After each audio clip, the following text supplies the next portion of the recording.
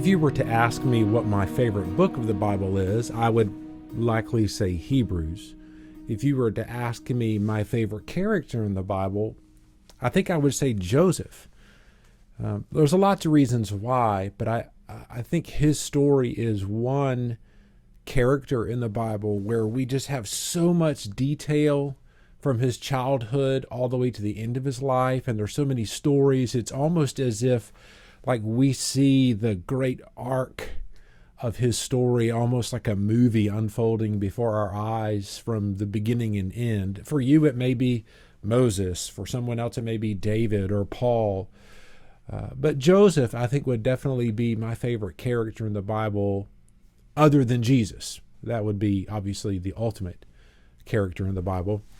And what's fascinating is when I consider the life of Joseph, I can insert my story into several points of his. Like there's so many lessons that Joseph learned in his life that translate into lessons that I have learned in my life. And I would suspect that's not unique for me. I am sure because of the many different details that we have of Joseph's life, you probably can insert yourself into many of his stories and find some layer of connection that makes his story seem so real, that resonates with me. So many opportunities. In fact, in the sermon last week, we looked a little bit about the kind of the layers of his story where he won the battle within, he won dependency, he won with others, and these different kind of facets of the journey that we hope that the Lord teaches us. But I think the thing about Joseph that is, maybe the most admirable, I realize that's an extreme statement when you say it's the most of anything, was the perspective that he maintained all the way to the end of his life in Genesis 50. Because even at the end of his life where he is a legendary story in and of himself of God's faithfulness and provision. My goodness, the stories he could tell about being in captivity and sold as a slave and, in Potiphar's house and in the dungeon and now second in authority over the most powerful country in the known world. It's crazy. The things that we don't read about Joseph that we can only assume are amazing.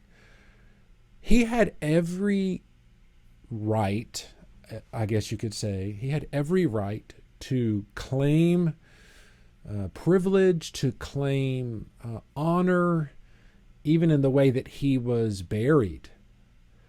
But he didn't, because what's most amazing is he never forgot who he was, and he never forgot where he came from.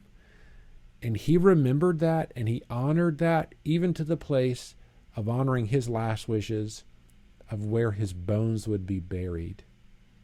And no matter where you are in life, I pray that at any point in your story, you can remember where you came from and whose you are.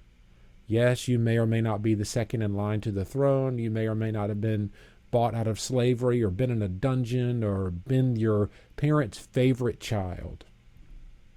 But as a believer, as God's child, you are chosen, you are adopted, you are forgiven, you are free, you are uniquely His and positioned by invitation to be on mission with Him, and you are His. So never forget whose you are, never forget why you're here, and any story that you have to share on your personal journey that may be unique to Him, look for ways like Joseph to remind others whose you are and why you're here, and who really deserves all the glory and praise. I encourage you to look for opportunities this week. Maybe it's in the office, over lunch, at the dinner table, whatever story it may be. How do you redirect that ultimately to who deserves the praise and who deserves the glory? And then you can continue to walk by faith in no matter the circumstance, whether it be high or low. Hope you're encouraged today. I hope you do take me up on that challenge to share that story of faith. And if you do, I'd love to hear about it, how it goes or how people respond. That's an easy way to make a normal conversation into a gospel conversation. I'd love to hear about it if that's the case. And in fact, you could check out our website, get a link to shoot me an email or explore other information about our church. And in fact, if you missed the whole sermon last week, you can check it out there too. But until next time, God bless you, and we'll see you later.